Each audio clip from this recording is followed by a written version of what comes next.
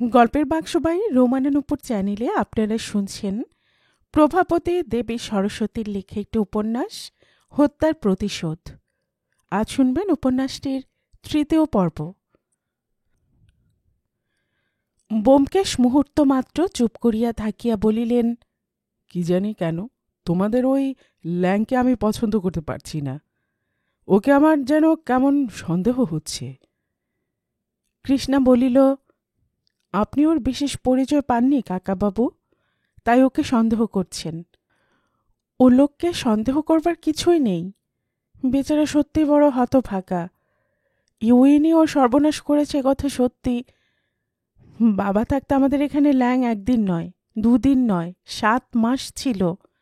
এই 7 মাস সে বাবার অনেক কাজ করেছে, অনেক সন্ধানও দিয়েছে। বলিতে বলিতে পিতার ডায়েরির একটা জায়গার কথা মনে পড়িল। কৃষ্ণা বলিল, আপনারা একটু বসুন, আমি আসছি। পিতার ডায়েরি কখানা সে সঙ্গে আনিয়াছিল। পাশের ঘরের ড্রয়ারের মধ্যে সে কয়খানি রাখিয়াছিল। তাড়াতাড়ি গিয়া ড্রয়ার খুলিয়া কৃষ্ণা ডায়েরি বাহির করিল। ডায়েরির মধ্যে চিহ্নিত একটা স্থান। সেখানে যে তারিখ রহিয়াছে তাহা আজ হইতে ঠিক 1 বৎসর আগেকার দিন।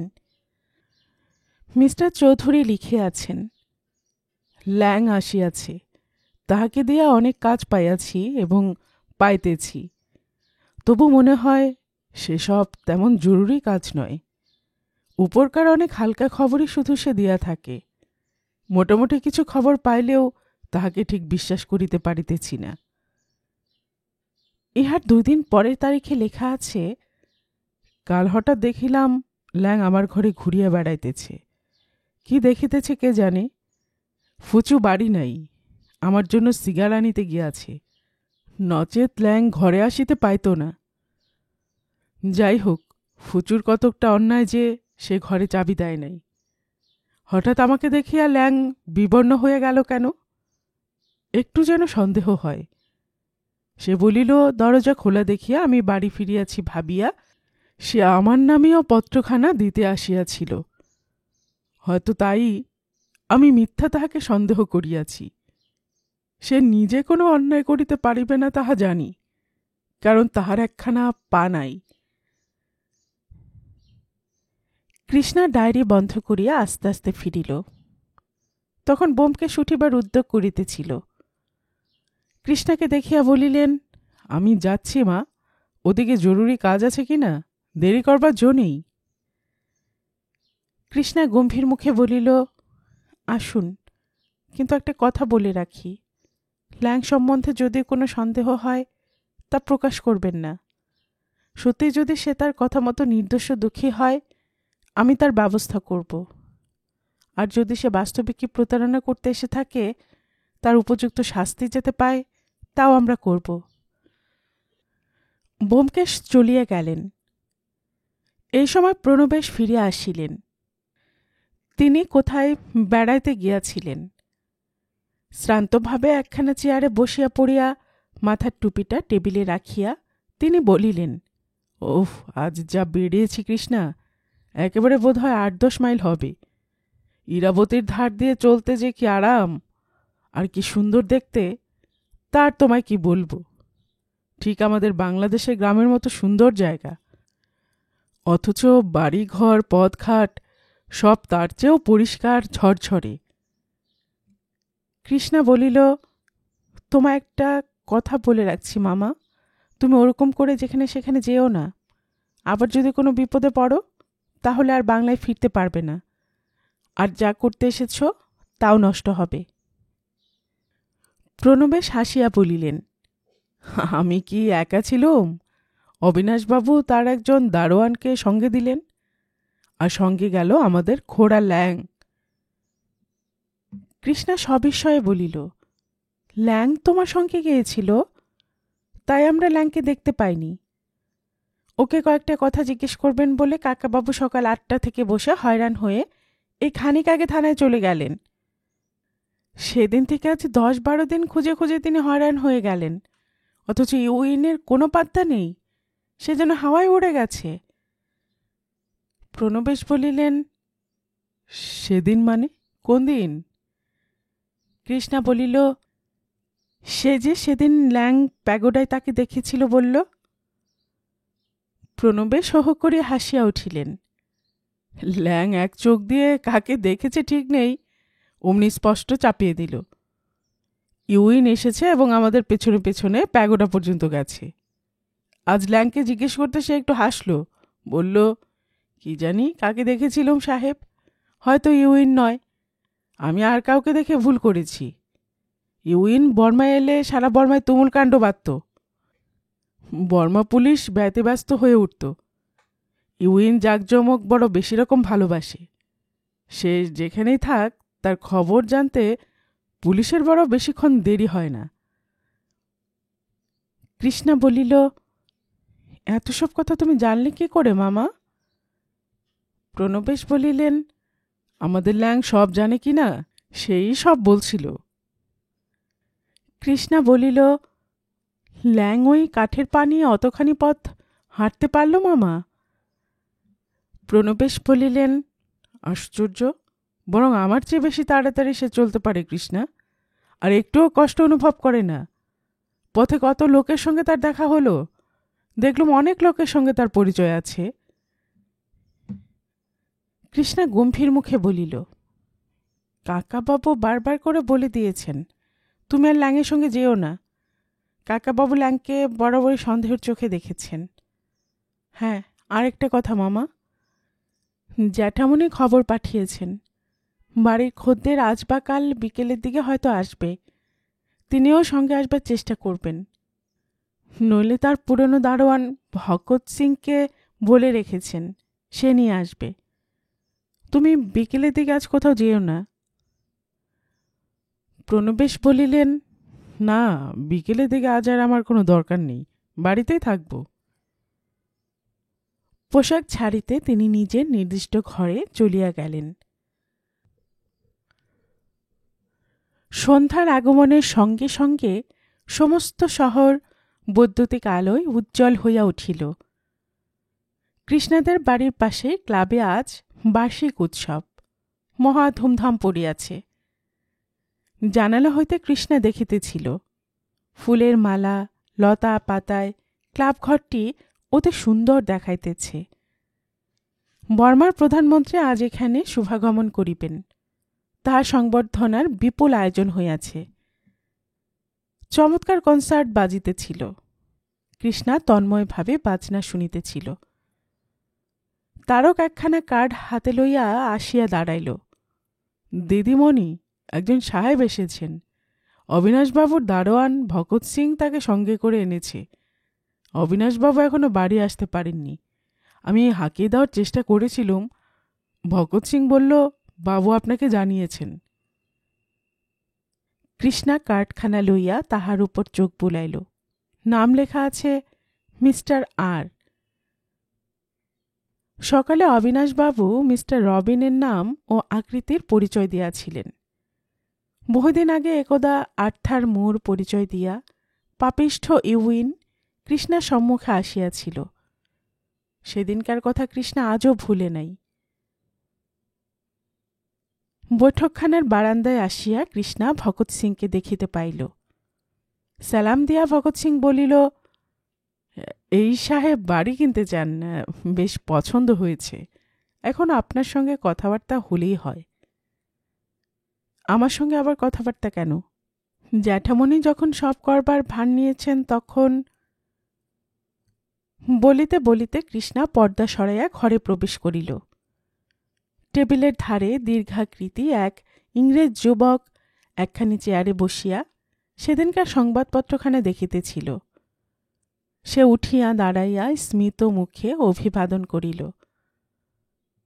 কৃষ্ণা কিরকম যেন থতমত খাইয়া গেল। এই মূর্তি যেন তাহার পরিচিত বলিয়া মনে হয়। কবে কোথায় যেন এই দীর্ঘাকৃতি লোকটি তাহার চোখে পড়িয়াছিল। ইংরাজ যুবক শান্ত কণ্ঠে বলিল, আমি বোধহয় মিস চৌধুরীর সঙ্গে কথা বলছি। কৃষ্ণা চকিতে নিজেকে সংযত করিয়া প্রত্যভিবাদন করিয়া বলিল, হ্যাঁ, আমি মিস চৌধুরী। আপনি? কৃষ্ণার করধৃত কার্ডখানা দেখাইয়া যুবক বলিল, আমার পরিচয় আপনি আগেই মিস্টার রায়ের কাছে নিশ্চয় পেয়েছেন। আমি মিস্টার রবিন, এদিকে ফরেস্ট বিভাগের ইনচার্জ। আপনি বাড়ি বিক্রি করবেন শুনে কিছুদিন আগে বাসিন থেকে আমি মিস্টার রায়কে টেলি করে তারপর একদিন এসে দেখে যাই। উনি সেই সময় জানান যে আপনি বাংলা থেকে শীঘ্রই এখানে আসবেন। তখন দেখা করে একেবারে দরদস্তুর করে কিনে নিলেই চলবে। আমার কাল বিকেল আসার কথা ছিল, আপনারও সেজন্য প্রস্তুত থাকার কথা ছিল। আমি যে ঠিক সময় আসতে পারিনি, এজন্য আমি অত্যন্ত লজ্জিত মিস চৌধুরী। মিস্টার রবিনের নম্র ভদ্র আচরণে কৃষ্ণা ভারী খুশি হইয়া উঠিয়াছিল। প্রথমটা সে অত্যন্ত বেশি রকম ঘাবড়াইয়া গিয়াছিল, কারণ মিস্টার রবিন দৈর্ঘ্যে প্রস্থে আর্থার মুরের মতোই। মুখের ভাবটাও হঠাৎ যেন সেই রকমই মনে লাগিয়াছিল। কিন্তু না, অবিনাশবাবুর নিকট আগেই সে মিস্টার রবিনের বাড়ি কেনার সম্বন্ধে অনেক কথা শুনিয়াছে, কাজে সে তাহাকে অবিশ্বাস করিতে পারিল না। কৃষ্ণা বসিল, মিস্টার রবিনও বসিল। কৃষ্ণা জিজ্ঞাসা করিল, আপনি কতদিন এখানে এসেছেন? মিস্টার রবিন বলিল, বছর 3-4 হবে। কৃষ্ণা বলিল, দেশে বোধ হয় ফেরবার ইচ্ছে নেই, তাই এখানেই বাড়ি নিয়ে থাকতে চান? মিস্টার রবিন হাসিল, বলিল, তাই বটে, দেশে আমার কেউ নেই। তাছাড়া আমার পার্মানেন্ট পোস্ট, আর রেঙ্গুন শহরটা আমার খুবই পছন্দ হয়েছে। মনে করেছি এখানে একটা বাড়ি নিয়ে রাখি, যেখানে থাকি এখানে এসে বিশ্রাম লাভ করতে পারব। প্রণবেশ বাড়িতে ছিলেন। খানিক আগে থানা হইতে একজন লোক ডাকিতে আসায় কৃষ্ণাই তাহাকে পাঠাইয়া দিয়াছে। প্রণবেশ এখনো ফিরেন নাই, কখন ফিরিবেন তাহারও ঠিক নাই। মিস্টার রবিনের সঙ্গে কথা বলিয়া তাহাকে খানিক বসিতে অনুরোধ করিয়া কৃষ্ণা বাহিরে আসিল। ভগৎ সিংয়ের সঙ্গে একবার দেখা করিয়া কথা বলিবার জন্য তাহাকে খোঁজ করিয়া জানিল সে বিশেষ দরকারে একবার বাড়ি গিয়াছে। কৃষ্ণা তারককে ডাকিয়া বলিল, তুমি চট করে একবার থানায় গিয়ে কাকাবাবু আর মামাকে ডেকে নিয়ে এসো তারক। বলো গিয়ে মিস্টার রবিন এসেছেন, আর ঘণ্টাখানেক তিনি থাকতে পারবেন, এর মধ্যে তারা একবার আসুন। তারক ইতস্তত করিয়া বলিল, কিন্তু তুমি একা থাকবে মা লক্ষ্মী, ভরসা হয় না যে। কৃষ্ণা বলিল, না না, কোনো ভয় নেই। মিস্টার রবিন জ্যাঠামনির পরিচিত লোক, বিশেষ জানাশোনা। তোমার কোনো ভয় নেই তারক, তুমি অনায়াসে যেতে পারো।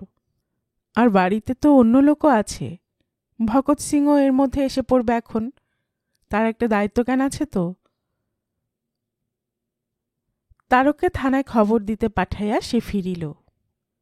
নিজের চেয়ারে বসিতে বসিতে কৃষ্ণা বলিল, মামার কাকাবাবুকে ডাকতে পাঠালুম, ওদের সঙ্গে বাড়ি সম্বন্ধে কথাবার্তা বলাই ভালো।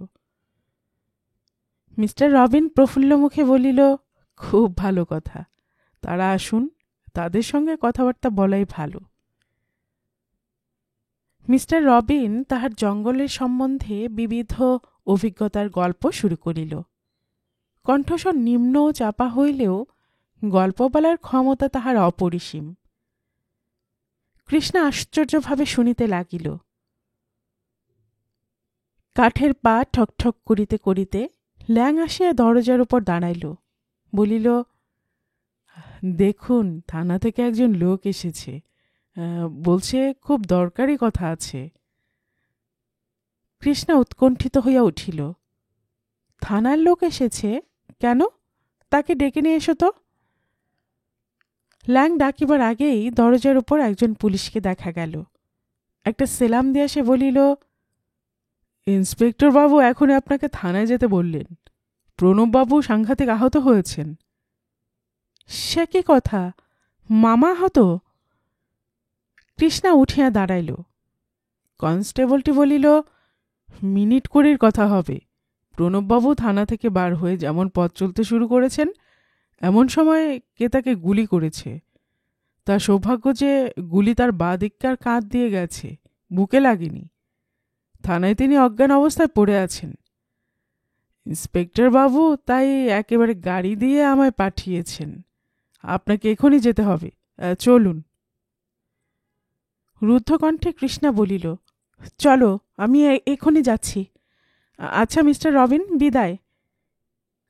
মিস্টার রবিন সঙ্গে সঙ্গে চলিতে চলিতে বলিল, চলুন মিস চৌধুরী, আমিও আপনার সঙ্গে থানায় যাচ্ছি, দেখা যাক কি হয়েছে। গাড়িতে উঠিতে উঠিতে মিস্টার রবিন বলিল, আপনি যে আপনার চাকরকে পাঠালেন মিস চৌধুরী? উৎকণ্ঠিত কণ্ঠে কৃষ্ণা বলিল, সে বোধহয় আটকা পড়েছে থানায়। গাড়ি তীর বেগে ছুটিল। মিনিটের পর মিনিট দীর্ঘ সময় গাড়ি ছুটিয়াই চড়িয়াছে। আত্মচিন্তায় নিমগ্ন কৃষ্ণার কোনো খেয়ালই ছিল না। সে ভাবিতেছিল বেচারা প্রণবেশের কথা। মামা বেচারা আসিতে চান নাই। কৃষ্ণা তাহাকে জোর করিয়া বর্মা মুলুকে টানিয়া আনিয়াছে। আজ যদি মামার কিছু হয়। কৃষ্ণা শিহরিয়া উঠিয়া চক্ষু মুদে। হঠাৎ তাহার খেয়াল হইল, থানায় যাইতে মোটরে ৫-৭ মিনিটের বেশি দেরি হয় না। এত দেরি হইবার তো কথা নয়। আতঙ্কে শিহরিয়া উঠিয়া কৃষ্ণা ডাকিল, মিস্টার রবিন, আমরা কোথায় যাচ্ছি? স্থির কণ্ঠে মিস্টার রবিন বলিল, যেখানে গাড়ি যাচ্ছে সেখানেই যাচ্ছি মিস চৌধুরী। কৃষ্ণা তাহার মুক্ত গম্ভীর কণ্ঠস্বর শুনিয়া চমকাইয়া উঠিল। তথাপি আত্মসংযত করিয়া বলিল, কোথায় যাচ্ছি? ওকে থামতে বলুন মিস্টার রবিন, আমার মনে হচ্ছে। মিস্টার রবিন বলিল, মনে তো অনেক কিছুই হয় মিস চৌধুরী, চেঁচামেচি করবেন না। জানবেন এখানে চেঁচামেচি করলে আপনারই বিপদ হবে, কারণ আমরা এখন বন জঙ্গলের দিকে চলেছি। এখানে কোনো লোকজনের সাড়া পাবেন না। ও কী করছেন? দরজা খুলে চুপি চুপি লাফ খেয়ে পড়বেন? ওসব মতলব ছেড়ে দিন বলছি।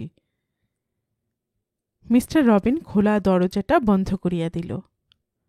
অস্ফুট বাষ্পীয় স্বরে কৃষ্ণা বলিল, আপনি কে? আপনি কে? মিস্টার রবিন হাসিল, হ্যাঁ, আমি দস্যু সর্দার ইউইন। ভয়ার্ত একটা শব্দ মাত্র কৃষ্ণার মুখে শোনা গেল। ল্যাং দরজার কাছে বসিয়াছিল। এমন সময় তারকের সহিত ব্যোমকেশ ও প্রণবেশ ফিরিয়া আসিলেন। সামনে ল্যাংকে দেখিয়া ব্যোমকেশ প্রশ্ন করিলেন, রবিন সাহেব আছেন তো? ল্যাং বিস্মিতভাবে প্রণবেশের পানে তাকায়া রহিল, একটি কথাও বলিল না। প্রণবেশ বলিলেন, কি দেখছ ল্যাং? এমন করে চেয়ে আছো, মনে হয় যেন ভূত দেখছ। ল্যাং শুষ্ক কণ্ঠে বলিল, আপনি যে ফিরলেন সাহেব, তবে যে থানা থেকে লোক এসেছিল? থানা থেকে লোক এসেছিল মানে? ইহারের মধ্যে ব্যোমকেশ ঘরের ভিতর হইতে ফিরিয়া আসিলেন। তারক চিৎকার করিতে লাগিল, মা লক্ষ্মী কোথায় গেলে গো? বাবু এসেছেন, এইদিকে একবার এসো। ব্যোমকেশ একটা প্রচণ্ড ধমক দিলেন। চুপ, থামো তারক, অনর্থক চিৎকার করো না। ব্যাপারটা বেশ বোঝা যাচ্ছে, কিন্তু কি করে যে হলো শুধু তাই বোঝা যাচ্ছে না। ল্যাং, তুমি সব জানো, প্রথম থেকে শেষ পর্যন্ত তুমিই তো বাড়িতে আছো। বলো, ব্যাপারটা কি হয়েছে? ল্যাং সভয়ে বলিল, আমি কিছুই জানি না সাহেব। দিদিমণি সোজা গিয়ে গাড়িতে উঠলেন, তাই জানি। সাহেব আসার পর দিদিমণি তারককে থানায় আপনাদের ডাকতে পাঠিয়েছিলেন। ভগৎ সিং আগে এখানে ছিল, তাকেও বাড়ি থেকে একজন লোক ডাকতে আসায় সে খানিক্ষণের জন্য চলে গিয়েছিল। আমি এখানে বসেছিলুম, এমন সময় একজন কনস্টেবল একখানা গাড়ি নিয়ে এসে খবর দিলে ইন্সপেক্টর সাহেব গাড়ি দিয়ে পাঠিয়েছেন। এক্ষুনি দিদিমণিকে থানায় যেতে হবে। প্রণবেশ রুদ্ধশ্বাসে বলিল, কেন? ল্যাং বলিল, সে জানালে আপনাকে কে গুলি করেছে, আপনি সাংঘাতিক আহত হয়ে থানায় পড়ে আছেন। কনস্টেবল? বিস্ময়ে ব্যোমকেশ প্রশ্ন করিলেন। ল্যাং উত্তর দিল, হ্যাঁ, আমি তার নম্বর রেখেছি সাহেব, কাগজে লিখে রেখেছি। সে আপনাদের ভারতবর্ষীয় লোক, আপনাদের ভাষাতে কথা বলেছিল। দিদিমণি যাওয়ার সময় আমাকে বাড়িঘর দেখবার কথা বলায় আমি বসে আছি। সে ব্যোমকেশের হাতে একখানা কাগজ দিল। তাহাতে লেখা আছে নং 75। ব্যোমকেশ হতভম্ব হইয়া বলিলেন, এখানে পুলিশের নম্বর আবার পাগড়ি জামায় থাকে নাকি প্রণববাবু? বলিতে বলিতে মুখ তুলিয়া দেখিলেন বেচারা প্রণবেশ দাঁড়াইতে অসমর্থ হইয়া নিকটবর্তী একখানা চেয়ারে বসিয়া পড়িয়া দুই হাতে মুখ ঢাকিয়াছেন। ব্যোমকেশ তাহার পার্শ্বে দাঁড়াইয়া বলিলেন, ছি প্রণবেশবাবু, এ সময় আপনার এমনভাবে ভেঙে পড়া মানায় না। আপনি পুরুষ, যথেষ্ট লেখাপড়া শিখেছেন। কোথায় শক্ত হয়ে কী করতে হবে সেসব উপায় ঠিক করবেন, তা না করে আপনি কিনা একেবারে ভেঙে পড়ে কাঁদতে শুরু করেছেন। ছি! লজ্জিত প্রণবেশ মুখ হইতে হাত নামাইলেন, রুদ্ধকণ্ঠে বলিলেন, আমি যে কি অবস্থায় পড়েছি ব্যোমকেশবাবু, তা আপনাকে বলে বোঝাতে পারছি নে। আমি আগে থেকে কৃষ্ণাকে বলে আসছি, যা করতে পুলিশে ভয় পায় তুমি তা করতে যেও না। কিন্তু সে আমার একটি কথাও কানে নিল না। শেষটায় দুর্দান্ত ইউইনের হাতে। উফ! বলিতে বলিতে তাহার কণ্ঠস্বর রুদ্ধ হইয়া আসিল। গম্ভীর কণ্ঠে ব্যোমকেশ বলিলেন, আশ্চর্যের কথা হলেও মনে করতে হবে দুনিয়ায় অসম্ভব কিছুই নয়। কৃষ্ণা না হয়ে যদি আপনি বা আমি থাকতুম, আমাদেরও ঠিক এমনিভাবে সে নিয়ে যেত, বন্দি করত। আজ যে ব্যাপারটা ঘটল তার জন্য সে অনেক আগে থেকে প্রস্তুত হয়েছে প্রণবেশবাবু। প্রথম দেখুন, আগে থেকে অবিনাশবাবুর সঙ্গে মিস্টার রবিন নামে সে ঘনিষ্ঠভাবে মিশেছে। তার বাড়িতেও প্রায় আসা যাওয়া করে। অবিনাশবাবুর ছেলেমেয়েরা পর্যন্ত মিস্টার রবিনের নামে আনন্দে ভরে ওঠে। কাজে অবিনাশবাবু বিনা সন্দেহে তাকে কৃষ্ণের কাছে পাঠিয়েছেন। ভগৎ সিং সাহেবকে পৌঁছে দিয়ে বাড়ি গেছে এবং কাল বিকেলে আসার কথা সত্ত্বেও কাজের অজুহাতে কাল না এসে আজ এসেছে বলে তার উপরে কারো সন্দেহ হয়নি। কাজে কৃষ্ণাও বিন্দুমাত্র সন্দেহ না করে গাড়িতে উঠেছে এবং রবিন নামধারী ইউইনও তার এতটুকু উপকার করবার ওছিলায় তার সঙ্গী হয়ে গেছে। প্রণবেশ আবার ভাঙিয়া পড়িবার উদ্যোগ করিতেছিলেন। ব্যোমকেশ একটা হুঙ্কার ছাড়িলেন, আবার প্রণবেশবাবু?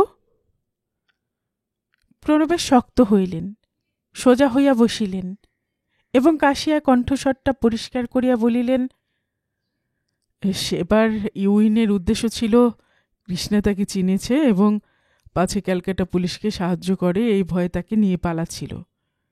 এবার আর তার সে ভয় নেই। অত বড় দুর্ধর্ষ একজন লোক যে সামান্য একটা মেয়েকে তারই নিজের দেশে ভয় করে চলবে তার কোনো মানে নেই। বিশেষ যখন কিছুদিন আগে তারই একখানা পত্রে দেখেছি সে বালিকা কৃষ্ণার কোনো অনিষ্ট করবে না। তবে হঠাৎ আবার তাকে ভুলিয়ে নিয়ে গেল কেন? ব্যোমকেশ চিন্তিত মুখে বলিলেন, ওই কারণটুকুই তো দুর্গেয় প্রণবেশবাবু। এ প্রশ্নের উত্তর আমিও খুঁজে পাচ্ছি নে। দেশ বিদেশের নামকরা পুলিশ অফিসারদের, বিখ্যাত ডিটেকটিভদের যে শূন্য দেখিয়ে আসছে, একটা ছোট মেয়েকে ভয় করার হেতু তার কিছু থাকতে পারে না। তবে আমার একটা কথা মনে হয়। বাধা দেয়া প্রণবেশ বলিলেন, কি কথা বলুন তো? ব্যোমকেশ বলিলেন, ইউইন জানে তার নামে ওয়ারেন্ট আছে, আর আমিও এখানে এসে বর্মা পুলিশের সাহায্য নিয়েছি এবং আমাকে আপনিও কৃষ্ণা যথেষ্ট সাহায্য করেছেন। সে কৃষ্ণাকে চুরি করে নিয়ে গেছে, তার কারণ সে জানে আমরা আর সব কাজ ফেলে কৃষ্ণাকেই খুঁজব। এই অবকাশে সে নকশা অনুযায়ী স্থান খুঁজে গুপ্তধন উদ্ধার করবে। ইয়াংচাংয়ের সৌভাগ্যলক্ষ্মী আংটি সে হস্তগত করেছে।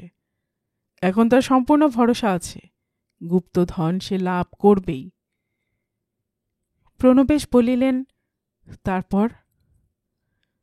ব্যোমকেশ বলিলেন, তারপর আর কি? তারপর হয়তো বর্মাতে ইউইনের নাম আর কেউ শুনতে পাবে না।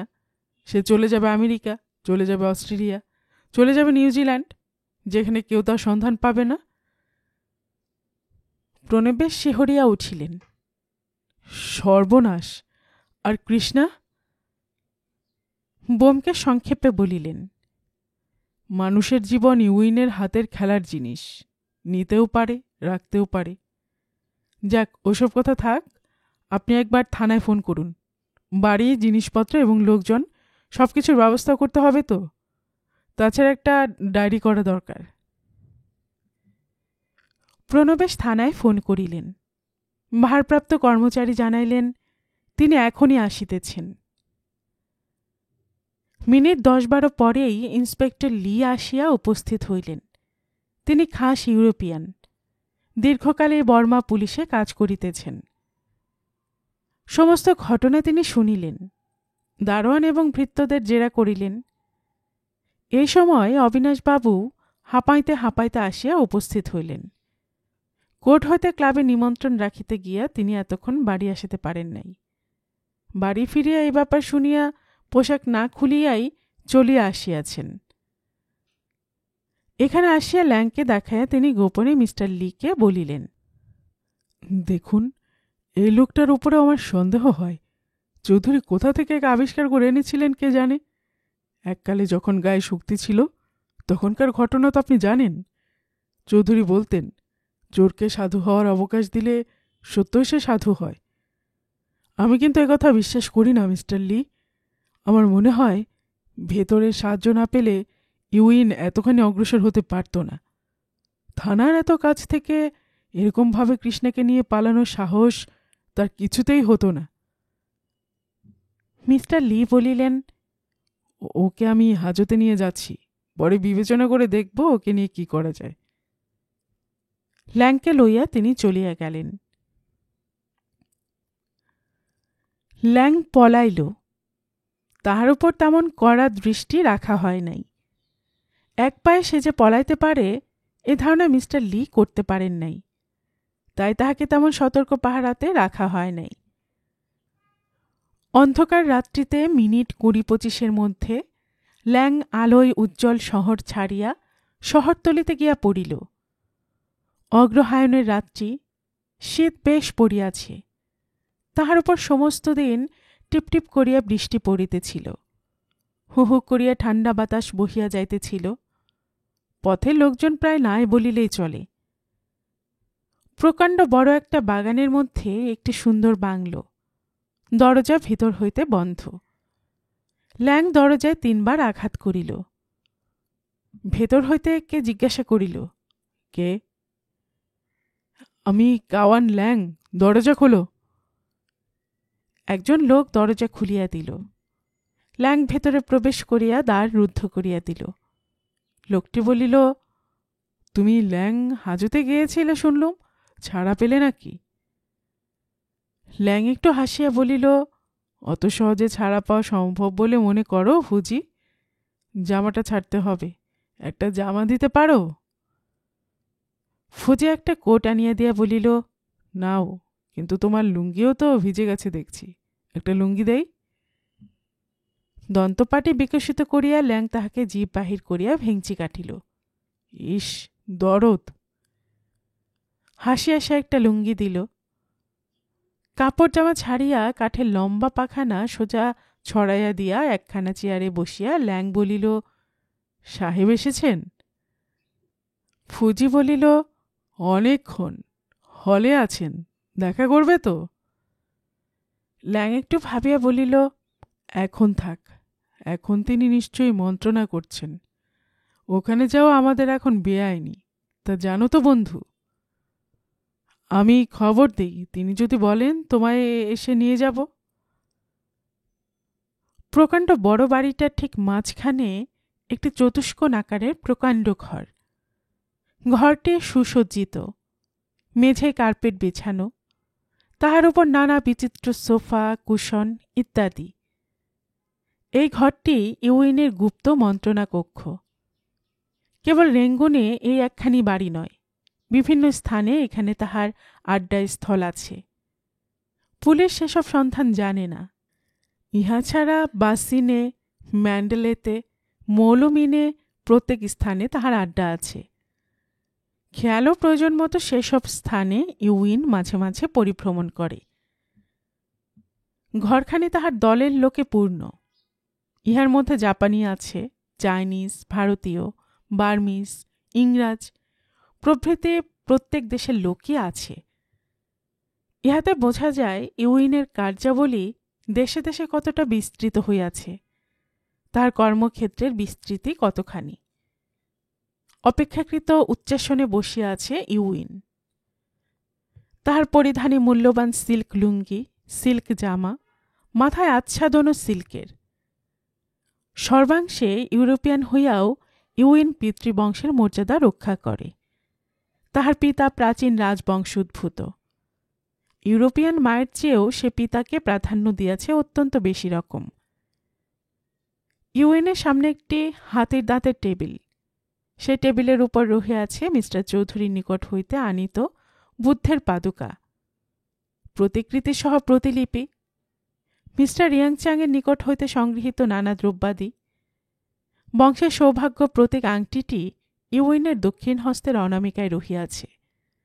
উজ্জ্বল বৈদ্যুতিক আলো আংটির মধ্যস্থিত হীরকখণ্ডের উপর ও পার্শ্বস্থিত নীলা দুইখানির উপর পড়িয়া জ্বলিতেছিল।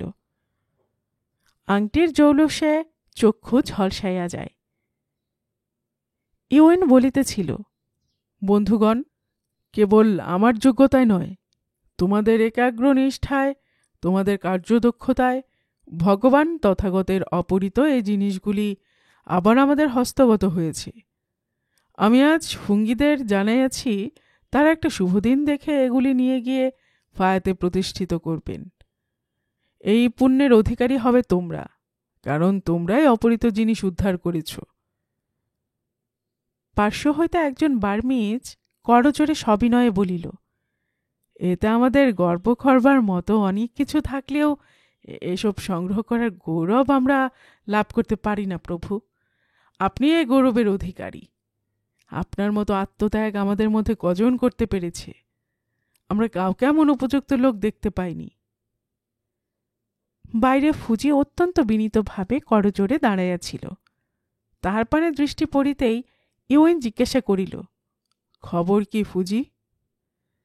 ফুজি অভিবাদন করিতে করিতে প্রবেশ করিল। নম্রকণ্ঠে বলিল, ল্যাং এসেছে প্রভু। ইউএনের মুখখানা উজ্জ্বল হইয়া উঠিল। বলিল, আমি জানি ল্যাং যে করে হোক আসবে। ওকে কেউ আটকে রাখতে পারিনি, পারবেও না। ওকে এই ঘরে পাঠিয়ে দিয়ে তুমি দরজায় থেকো ফুজি। অভিবাদন করিয়া ফুজি চলিয়া গেল।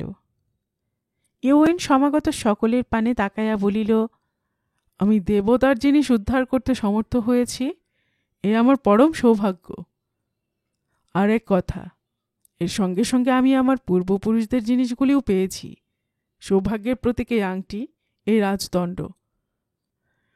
বলিতে বলিতে সে আংটি ললাটে ঠাকাইল, রাজদণ্ড ললাটে রাখিল।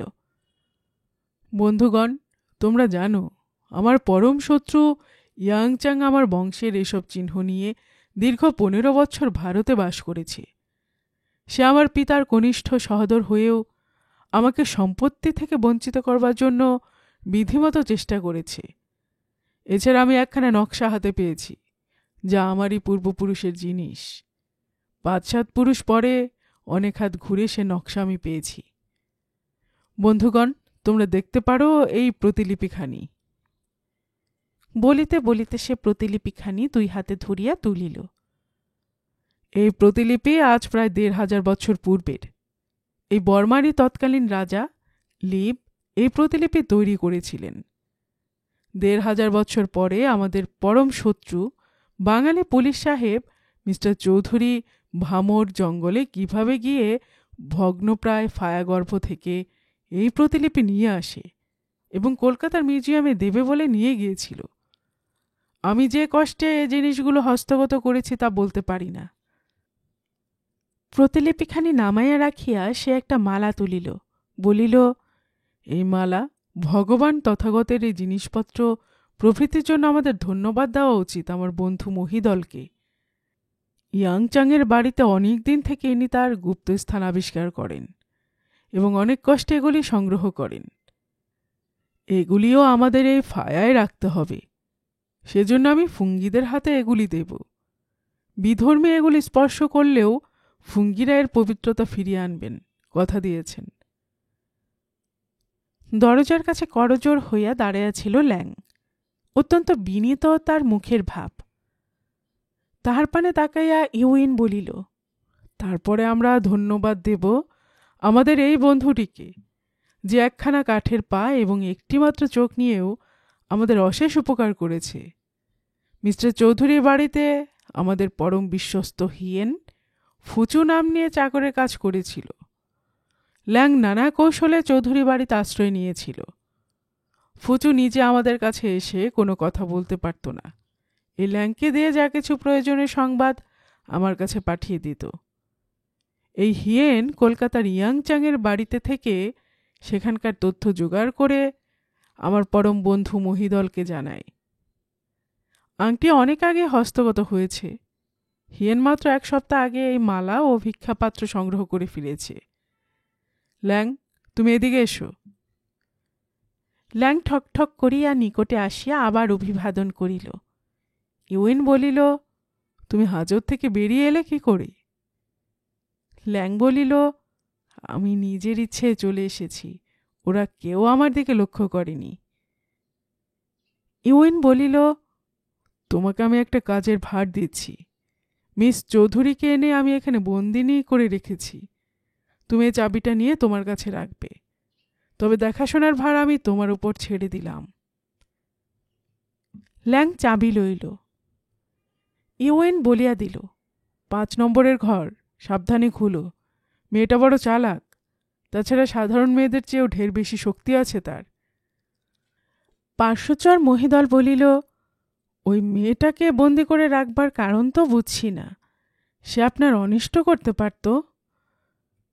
গম্ভীর মুখে ইউইন বলিল, জাতসাপের বাচ্চা জাতসাপই হয়ে থাকে মহিদল, বিষিন ঢোড়া হয় না। ওইটুকু মেয়ে প্রতিজ্ঞা করেছে আমাকে সে যে কোনো রকমে হোক ধরিয়া দেবে, যাতে চরম শাস্তি পায় তা করবে। কেবল ওকে আমার ক্ষমতা দেখানোর জন্য যে বন্দি করেছি তা নয়, কারণ আমি জানি জগতে ইউইন দুর্বার, কেউ তাকে দমন করতে পারবে না। আমি আরও একটা উদ্দেশ্য নিয়ে তাকে বন্দি করেছি, সে কথা পরে বলবো, আজ থাক। কাহার দ্রুত পদশব্দ শোনা গেল। পরমুহূর্তে ঝড়ের বেগে ছুটি আসিল ফুজি। প্রভু, পুলিশ, পুলিশ আসছে! পুলিশ! মুহূর্ত মধ্যে সকলে উঠিয়া দাঁড়াইল। ইউইন একখানা হাত তুলিল। শান্ত হও বন্ধুগণ, ইউইনের ক্ষমতার উপর নির্ভর করো। সে দেয়ালের গায়ে একটা চিহ্নিত স্থানে বৃদ্ধাঙ্গুলি দিয়া চাপ দিতেই সেখানে একটি দরজার মতো দেখা গেল। বিপরীত দিকে একটা চাপ দিতেই দেয়ালে আবার পূর্ববৎ জোড়া লাগিয়া গেল। মাঝখানে রহিয়া গেল কেবল কাঠের চিড়টা। কাঠের দেয়ালের মাঝে মাঝে এরকম কয়েকটা চিড় বিভিন্ন স্থানে থাকায় কেহ সন্দেহ করিতে পারিবে না যে এখানে একটু আগে একটা পথের সৃষ্টি হইয়াছিল। সকলকে বাহির করিয়া দিয়া ইউইন শান্তভাবে টেবিলের ধারে চেয়ারটিতে বসিয়া সেদিনকার সংবাদপত্রখানা খুলিয়া ধরিল। বলা বাহুল্য, টেবিলের উপরে তখন প্রাপ্ত দ্রব্যগুলির কিছুই ছিল না। মহিদল সবগুলি ক্ষিপ্র হস্তে কুড়াইয়া সুটকেস ভরিয়া লইয়া গিয়াছে। এই মুহূর্তে ঘরের অবস্থা দেখিয়া কেহই বুঝিবে না একটু আগে এই ঘরে 20-25 জন লোক ছিল। 5 মিনিট সময়ে ইউইনের পক্ষে যথেষ্ট।